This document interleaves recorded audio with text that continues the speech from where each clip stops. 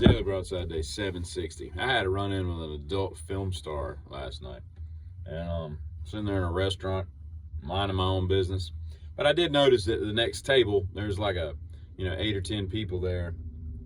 And they're having all kinds of fun, and at some point they took a picture with everybody at the end of the table. It was just kind of weird. All right.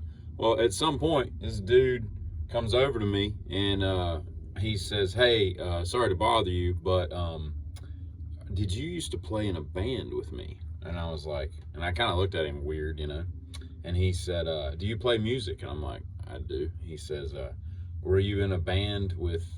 Did I play in a band with you?" He's like, and then he jumps into, "I'm an adult film star, but I've been living on the other coast forever, and it's my first time back to my hometown.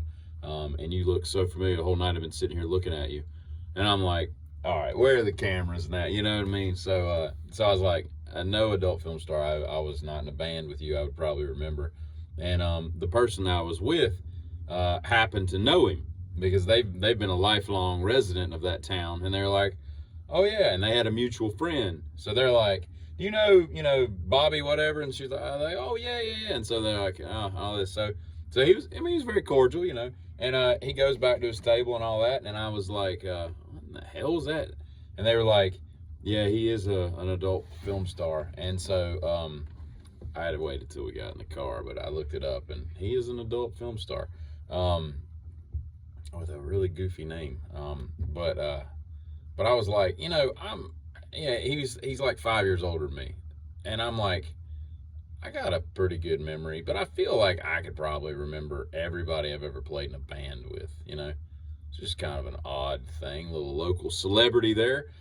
But anyway, do you remember in the movie Stir Crazy with the great Richard Pryor and Gene Wilder, who, by the way, should have just foregone their whole career and just done just movies together? You know what I mean? Silver Streak, Stir Crazy, See No Evil, Hear No Evil. Like, they should have just done a whole string of movies and never done anything apart because they just played off each other so well. But in Stir Crazy, which is a good little movie, it's a funny little flick. They're in a bar, and Skip Donahue, played by the great Gene Wilder, his character always wants to interject himself into a situation. And so he walks over these two cowboy toughs, who are working the speed bag in the bar that they're in. And he's like, "Hi, fellas, can I join you?" And he jumps in, and I think the biggest problem with the scene that I have is the fact that there's apparently bars out there that have speed bags. Now, I've been in some dive joints where, they have darts, obviously pool.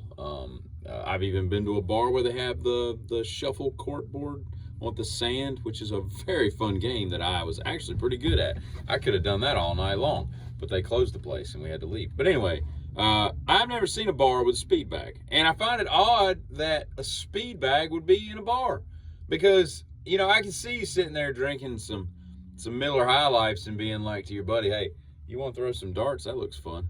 Or, "Yeah, let's throw some darts." Or it may be some cornhole in the back parking lot, whatever. I just can't imagine somebody looking at their buddy and going, "Hey, you want to go work on our focus and timing and work and hit the speed bag for red?" Like, are you doing it for time or speed, or are you trying to be better? Because I don't know if you've ever done a speed bag or a speed ball, some people call it. It's not the speed ball that you might be thinking of. It's a mixture of a couple illicit contact. We're talking about, speed bag. It's very difficult. You got to have, you got to know, where to get.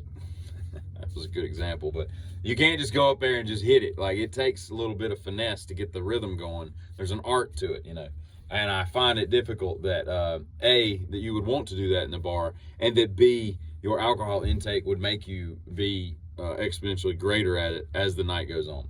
I just find it odd. Now, the last thing I'll say is twofold.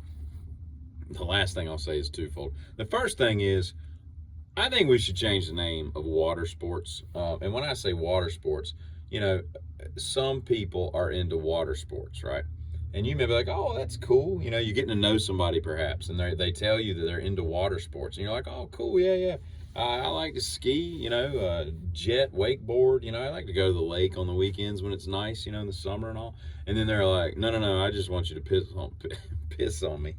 And you're like, what? And like I told you, I was into water sports. Like surfing. I just don't think that should be the name for it. I don't know what the name should be. I just think that water sports is already taken. Okay, water sports is all the stuff you do. Wait for it, on water. Okay, towed by a boat, swimming. Diving boards, anything that you and your body either goes atop of or into a large body of water, be it a pool, a pond, pond be good for you. Carl Spackler. I think that should be water sports. And then all these people that want people to piss on them, we don't know what the hell's wrong with y'all, but y'all can come up with your own word. You can't steal water sports, okay? That just doesn't make any sense, okay? That's like saying that people that want some other kind of kinky fetish thing, like they just steal a term like, I'm into track meets, and you're like, oh cool, I like the pole vault, I like the shot put. No, I want you to whatever, fill in the blank, right? Let your imagination wander.